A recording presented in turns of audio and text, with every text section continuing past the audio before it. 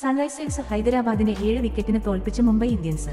ആദ്യം ബാറ്റ് ചെയ്ത സൺറൈസേഴ്സ് വലിയ തകർച്ചയിൽ നിന്ന് 143 റൺസിലേക്ക് എത്തിയെങ്കിലും ഈ ലക്ഷ്യം മുംബൈക്ക് ഒരു വെല്ലുവിളിയായി മാറിയില്ല. 15.4 ഓവറിൽ 3 വിക്കറ്റ് നഷ്ടത്തിലാണ് ഈ ലക്ഷ്യം മുംബൈ മറികടന്നത്. മുംബൈക്കായി രോഹിത് ശർമ്മ 46 പന്തിൽ 3 സിക്സും 8 ഫോറും സഹിതം 70 റൺസ് നേടി. വിൽ ജാക്സും 22, സൂര്യകുമാർ യാദവും തിളങ്ങി. നേരത്തെ ഹൈദരാബാദിന്റെ മുൻനിര പാടെ പരാജയപ്പെട്ടപ്പോൾ 44 പന്തുകൾ നേരിട്ട ക്ലാസൻ 2 സിക്സറുകളും 9 ഫോറുകളും അടക്കം 71 റൺസ് നേടി. 37 പന്തിൽ 43 റൺസ് നേടി അഭിനവ മനോഹർ ഭേദപ്പെട്ട പ്രകടനം നടത്തി. മുംബൈക്ക് വേണ്ടി ട്രെന്റ് ബോൾട്ട് 4 വിക്കറ്റ് നേടിയപ്പോൾ ദീപക് ചഹാർ 2 വിക്കറ്റ് നേടി. ജയത്തോടെ മുംബൈ പോയിന്റ് പട്ടികയിൽ 7ാം സ്ഥാനത്ത് നിന്നും 3ാമതെത്തി. 12 പോയിന്റുമായി ഗുജറാത്ത് ടൈറ്റൻസും ഡൽഹി ക്യാപിറ്റൽസുമാണ് 1ഉം 2ഉം സ്ഥാനത്ത്. മുംബൈക്ക് 10 പോയിന്റാണുള്ളത്.